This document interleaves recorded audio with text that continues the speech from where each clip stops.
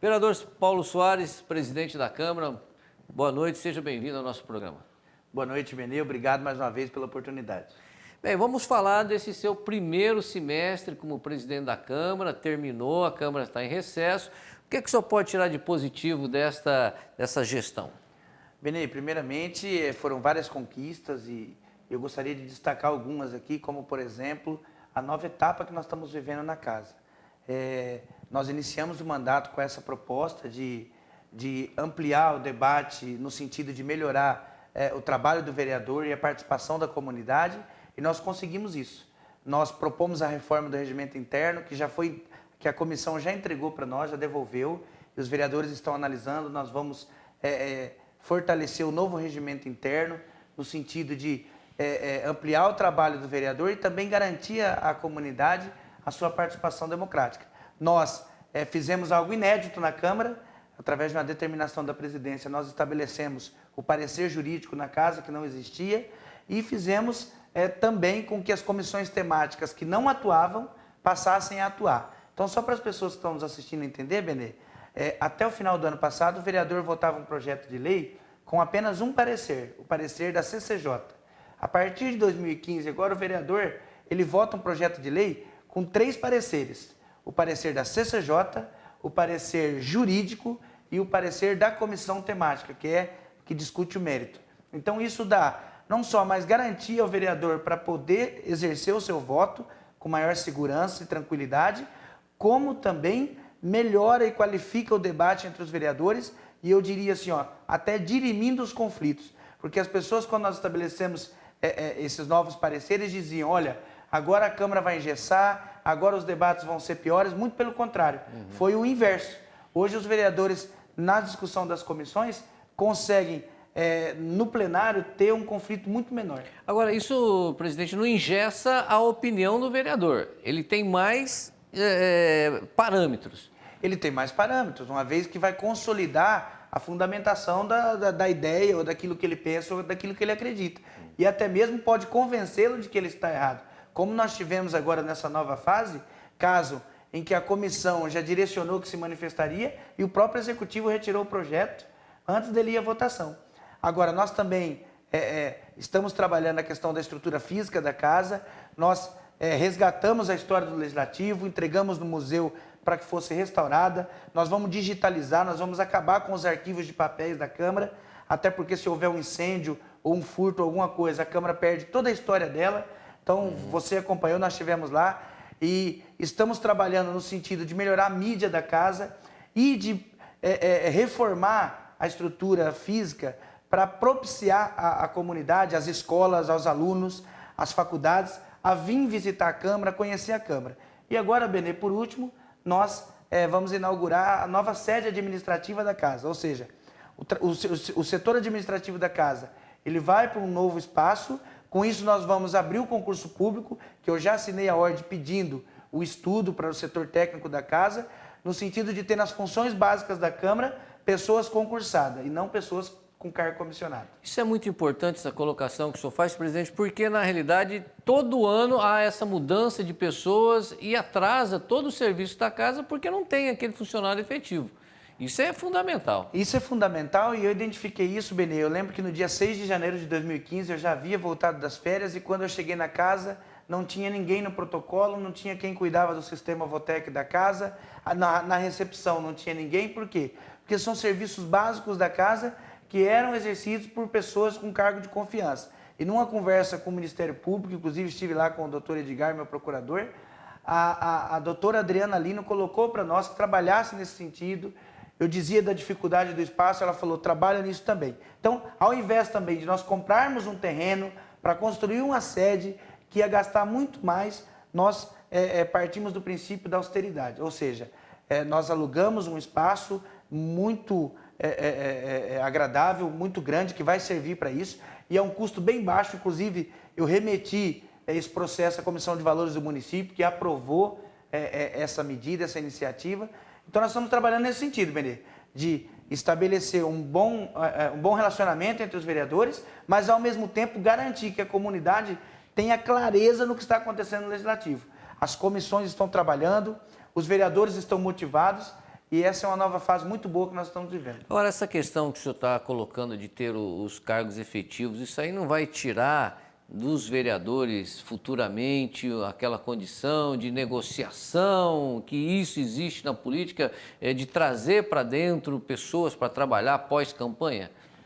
Benê, você já foi secretário municipal. Nós não podemos usar uma única regra para dizer que o cargo concursado ou que o cargo de confiança, um trabalha mais do que o outro. Você sabe que em determinados casos nós temos cargos de confiança que deveriam estar nos seus postos de trabalho, seja na Câmara, seja na Prefeitura, e estão em outros locais que nós não sabemos explicar o porquê. Mas nós temos cargos de confiança, por exemplo, que trabalha de forma assim invejável e até admirável. Mas o poder público ele está tomando esse novo direcionamento, até o Ministério Público, os observatórios dos municípios, tem cobrado no sentido de que sejam pessoas concursadas. Até para ter a estabilidade do trabalho, você estabelece um planejamento. Você tem a pessoa efetiva que já conhece aquele trabalho e até para evitar um pouco dessa barganha, que embora exista na política, a sociedade não vê com bons olhos, né? Outro assunto que foi discutido aí na mídia, eu não sei até porque a Folha de Londrina trouxe uma matéria sobre as câmaras que estariam aumentando o salário de vereadores e número de vereadores. O senhor cogitou alguma coisa nesse sentido, ou uma ou outra? Na verdade, eu até fiz uma nota de repúdio nas minhas redes sociais a essa matéria quando citou Cambé, porque o jornalista foi injusto conosco. Eu me lembro que eu estava na minha sala e o Eliseu bateu na porta da minha sala, me passou o telefone e disse: olha, o jornalista quer falar com você. E ao conversar com ele, ele me questionava sobre o aumento de vereadores ou o aumento do salário dos vereadores. Eu dizia para ele que no início do mandato, ainda quando eu não era presidente, houve uma conversa de bastidor entre os vereadores, onde se identificou que não haveria o consenso. Essa conversa não prosperou e não colocamos mais esse assunto em pauta. Agora, em 2015, quando eu assumi a presidência, eu já havia dito aos vereadores que votaram em mim que da minha parte, porque esse projeto de lei ele tem que ser da mesa executiva, da minha parte não haveria nenhuma iniciativa nesse sentido, nem no aumento de vagas e nem no aumento do salário de vereadores. Agora, o que é importante destacar, Benê, é que Cambé, comparado aos municípios do mesmo porte, Cambé é referência, não só para o estado como para o país. Inclusive, eu mandei um e-mail para o Fantástico recentemente, pedindo para que eles viessem conhecer a nossa Câmara. Nós racionamos o toner da impressora, os vereadores têm um carro, um único carro para serviço da casa e dos vereadores. O salário do vereador de Cambé, comparado a Arapongas e Apucarana, que são do mesmo porte, é 50% do valor dos municípios vizinhos. Até em Biporã o vereador ganha mais que o vereador de Cambé. Nós temos, partido do princípio que sessão extraordinária o vereador não recebe, vereador não tem 13º, vereador não tem verba indenizatória, vereador não tem verba de gabinete. E isso em Cambé. Porque nós vimos no Fantástico recentemente que tem câmaras que tem verba indenizatória e verba de gabinete. Ou seja, o vereador em Cambé só tem 2 assessores que são pagos pela casa, ele não tem autonomia de redirecionar esse valor. Então, nós somos muito austeros e a comunidade pode ter essa tranquilidade, embora faça uma ressalva. Só para você ter uma ideia, Porecatu é uma cidade que tem 14 mil habitantes e tem 9 vereadores. Cambé... É um Santo Amaro, por exemplo, Porecatu. Eu acho que o Santo Amaro é maior que Porecatu. E Cambé, com 110 mil habitantes, só tem um vereador a mais. Mas é importante colocar isso, não no sentido de dizer que nós temos que aumentar, mas no sentido de dizer que a população cambeense pode ter essa tranquilidade, que os vereadores são muito conscientes no município. Mas essa questão do número de vereadores, o senhor não acha que o número par ele é ruim? Não deveríamos ter um número ímpar de vereadores? Essa é uma discussão muito bem colocada por você, Benê, porque a dificuldade do número par, inclusive em relação à eleição da mesa, né? Sim. Até os vereadores estavam discutindo na reforma do regimento o que seria mais justo. Na primeira eleição da mesa, eu empatei com o vereador Eliseu Vidotti. E o critério de desempate foi a idade. Se tivesse um número ímpar, não haveria um empate. Sim. E aí os vereadores questionam, mas é justo um vereador, por ser mais velho do que eu, poder presidir a casa? Então, é um debate muito amplo, muito complexo, eu diria aí até à luz do direito, que se você aprofunda no debate, você tem dificuldade para identificar isso. Agora, se você aumentar uma cadeira para ter um número ímpar, ou se você aumentar 3, o desgaste é o mesmo. Mas é importante destacar também, Benê, que olha que fato curioso, a BR-369, ela corta o município de Cambé.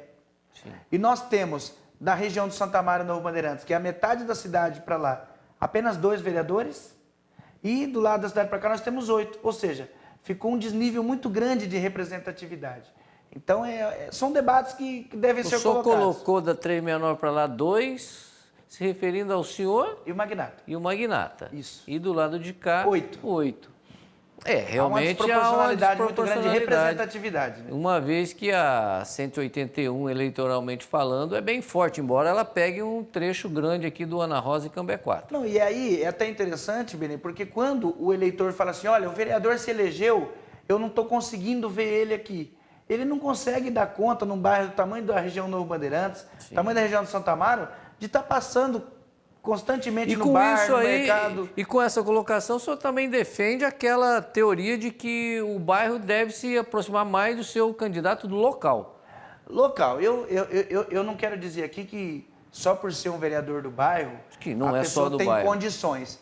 Mas seria interessante, sim. Eu até esperava que na reforma política haveria esse debate no sentido do distrital, do voto distrital. Mas é interessante a sociedade começar a repensar a forma de votar. Por quê? Porque a hora que ele procurar o vereador dele, agora você imagina, um vereador como eu, que fui eleito pela região Novo Bandeirantes, ou o magnato da região de Santa Amaro, que participa de 2, 3 comissões, de 4, 5 conselhos, fora a atuação dele no parlamento, fora os requerimentos que ele tem que fazer, fora as reuniões que ele tem que participar, e mais ainda a presença dele no bairro. Ou seja, eu sou vereador 100%, eu me dedico exclusivamente ao mandato, mas outros vereadores que têm outras atividades profissionais, é pior ainda. E isso empobrece, aí a comunidade não tem acesso ao seu representante como esperaria. Vereador Paulo Soares, nós estamos aí praticamente no final dessa entrevista, Câmara em recesso, o que o senhor está planejando para o segundo semestre? Olha, nós estamos, esse recesso é apenas 2 segundas-feiras que não tem sessão, a Câmara funciona normalmente. Agora, nesse segundo semestre, e isso é natural, nós esperamos que os ânimos se exalte um pouco entre os vereadores, até porque nós temos na casa 4, 5 vereadores ou até mais que manifestam o desejo de ser candidato a prefeito do município. Então é natural que esse debate já se antecipe um pouco ali no Legislativo, que é a casa política, né? Que é onde se esmera a maioria dos debates. Mas mesmo assim, eu acredito que houve um amadurecimento muito grande e eu acredito, espero que eles consigam separar o fato de serem pré-candidatos a prefeito e o fato de terem um mandato e ter que atuar com isonomia. Agora, nós temos várias ações que nós planejamos no primeiro semestre, que nós já abrimos o processo e vão ser executadas agora no segundo semestre, no sentido de melhorar o trabalho e a prestação de serviço da Câmara. O senhor colocou 4 ou 5 porque o senhor foi bonzinho, porque na realidade somente o senhor disse que não é candidato a prefeito, os demais todos estão aí querendo postular alguma vaga aí. Bem colocado, menino. Eu já deixei claro que em 2016 eu não sou candidato a prefeito de Cambé. Tá certo, tem gente que agradece. Mas, de qualquer maneira, sucesso aí nesse segundo semestre e que nós tenhamos realmente o debate, claro, o debate que venha trazer benefícios para a cidade. Muito obrigado pela sua presença aqui no Jornal da RTV. Eu agradeço, Benê, parabéns pelo trabalho e obrigado mais uma vez pela oportunidade. Nós vamos a um rápido intervalo comercial, já voltamos com mais informações aqui no Jornal da RTV.